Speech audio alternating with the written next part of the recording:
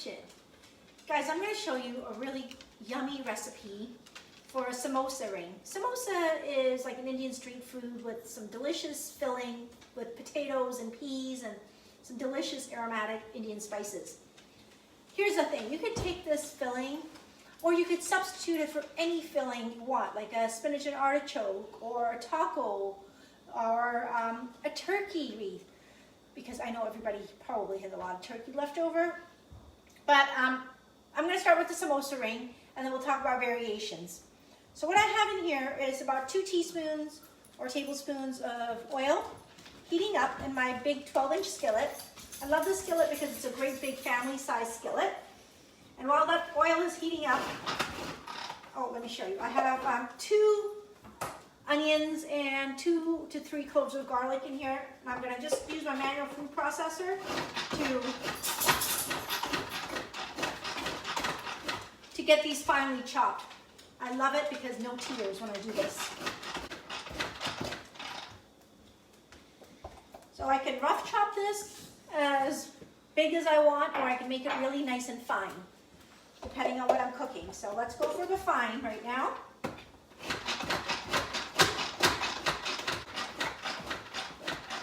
So I can see that my oil is heated up and I'm going to add some Indian spices to it. I'll talk to you about those as I use them. This is called rye or mustard seeds. I'm going to put them in the hot oil and they're going to start popping a little bit. So I'm using, if you want measurements kind of thing, I'm probably using half a teaspoon of the mustard seeds. And I'm going to go in with a little bit of cumin. So half a teaspoon of cumin seeds.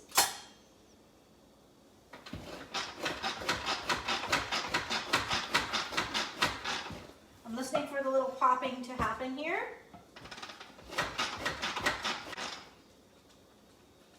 My onions look just the way I want them. I'm going to take the blade out. I'm going to put those in here and let those cook.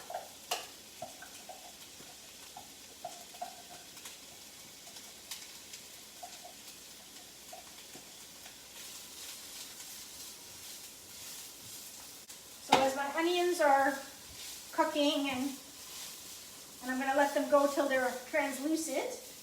Let's see what's next here. What I've already done and what you can do as you get started is take some potatoes. We have 4 potatoes in here and 2 carrots that I've already peeled and diced, and I cooked them in the microwave already. So they're par cooked so that the filling can be ready a little bit faster. I'm going to go drain these out. The really nice part about this dish is you could, put in whatever you have. If you have some leftovers that you want to mix up in here or add some lentils, the filling you can change up to however you like and to your taste. So as these onions are cooking, if you were doing the potato stovetop, it would maybe take about 20 minutes or so. All right, so what we're doing is we are going to be adding some other things in here. I have some peas, again, that I've already cooked in the microwave that are going to go in here. Okay, my onions are almost done. They're becoming translucent here. Let's go for our spices here. So I'm going to add 1.5 teaspoon of the coriander cumin powder.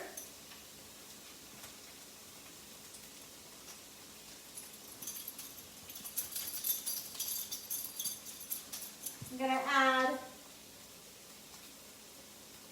a 3/4 teaspoon of the turmeric.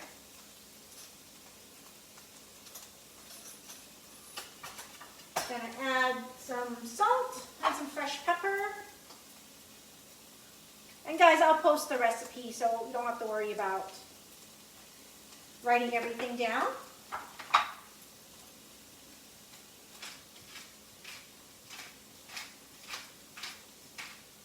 I love grinding up my fresh pepper. Gives it that really fresh taste. All right, And we're going to add in all the potatoes and the carrots that I have boiled.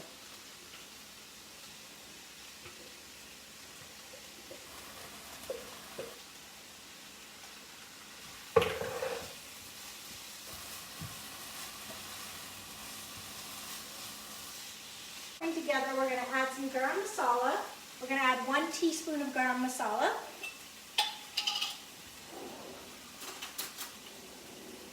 Spoon right in here.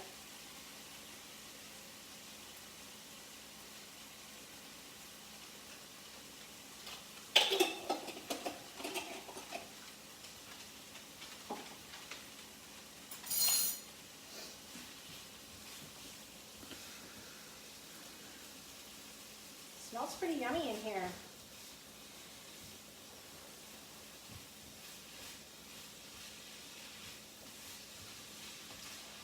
When you're dicing up the potatoes, you want them to be not super big chunks, but you don't want them super fine either, because again, you don't want to make mashed potatoes in your filling. So while this is cooking, we're going to get ready for the next part of this. Because we've already pre-boiled the potatoes, it's not going to take very long for this to cook. And what I did forget was the ginger, so we're going to add 1 teaspoon of ginger.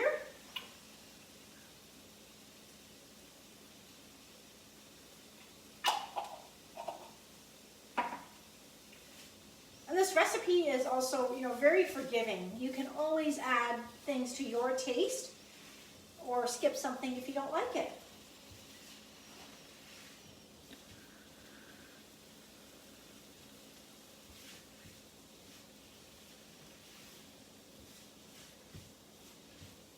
Look how yummy this mixture looks. It smells really good. And you can even just eat this as a vegetable by itself with like a naan or some rice and some yogurt. That would be yummy and very filling. All right, we're going to let this finish cooking. And I just want to make sure I got everything that I had on my list here. We're going to add some peas to that in a little bit here once this is cooked a little bit. So we're going to make a ring. The ring is super beautiful, and it's really nice to put on your table for holiday entertaining, or even just for a fun meal appetizer with your family. I'm using my stoneware platter because I love how stoneware cooks so evenly. I'm going to put that down. And for the ring, we're going to use some crescent rolls. Super easy.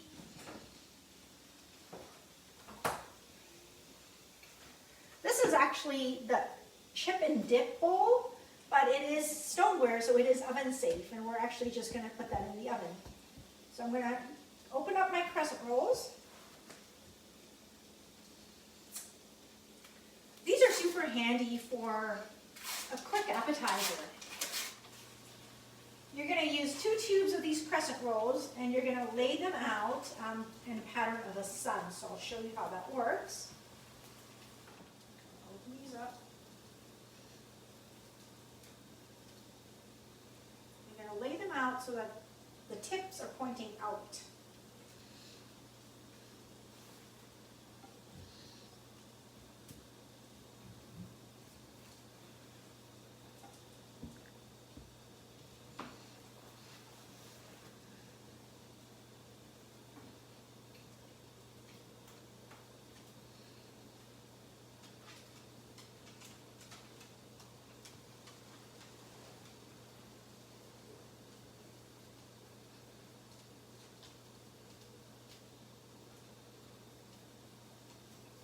And it's okay, it's not a big deal if one of them tears, because you can just put it back together.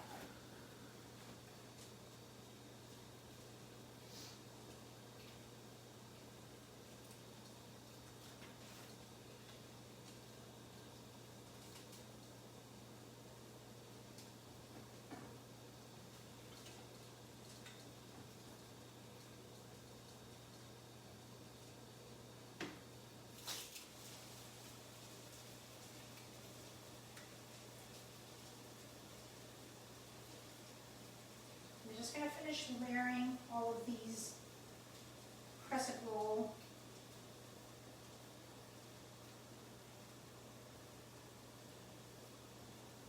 Right on here. You're going to have to fill in some of the middles.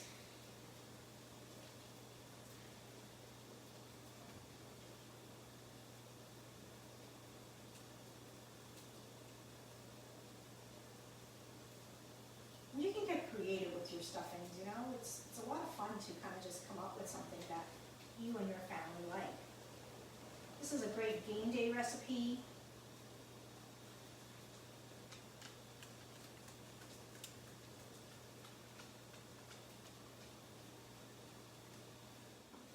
I'm going to take my little baker's roller and just kind of put them all in so they're all kind of together. Roll them together so that it stays together as a ring.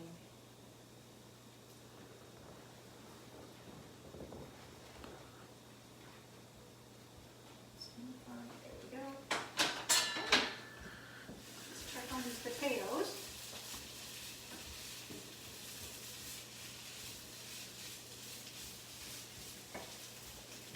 What I'm going to do is I'm going to add a little bit of lemon juice in here.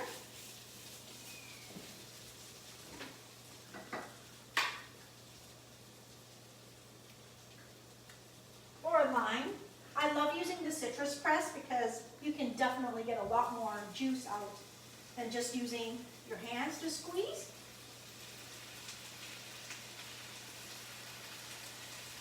That's plenty that I have there. So about half lime or lemon will do it.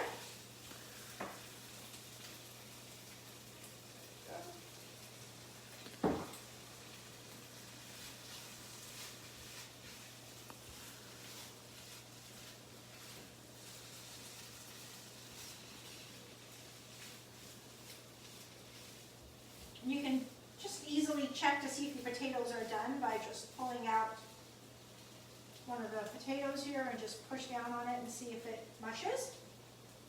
So this is almost done, maybe another minute or two. All right, in the meanwhile, you want to make sure your oven is preheated to about 350, 375, depending on whatever the crescent rolls tube says. I believe it's 375. And it's going to take about 15 minutes or so in the oven. What you're going to do real quick on how to fill this is you're going to use the large scoop to scoop, and you're going to put it... You need to add the peas. Oh, I forgot all about my peas. Goodness, that's why I cooked them. So let's add some peas to this.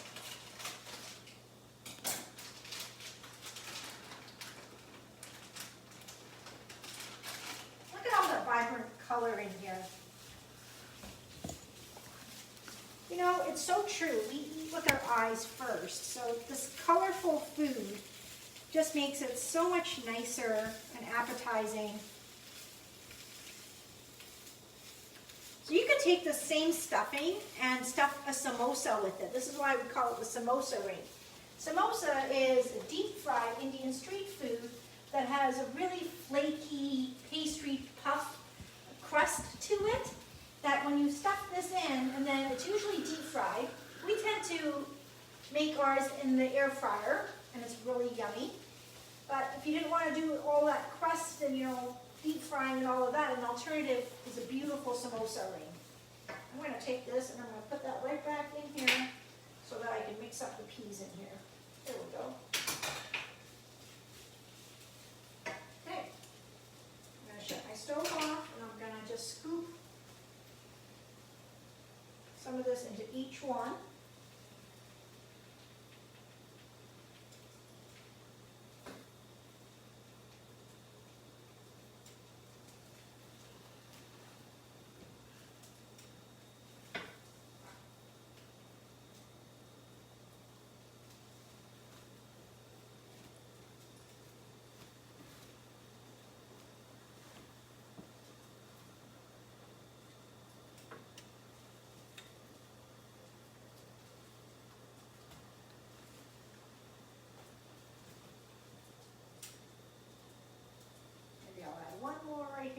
just close up my ring. There we go.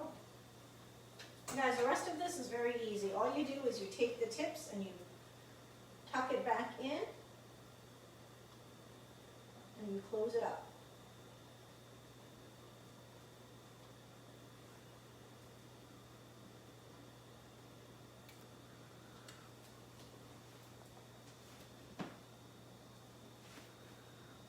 And this is very filling. You see how beautiful this looks? We're gonna make some green cilantro chutney and some tamarind chutney and put it right in the middle here to serve with this.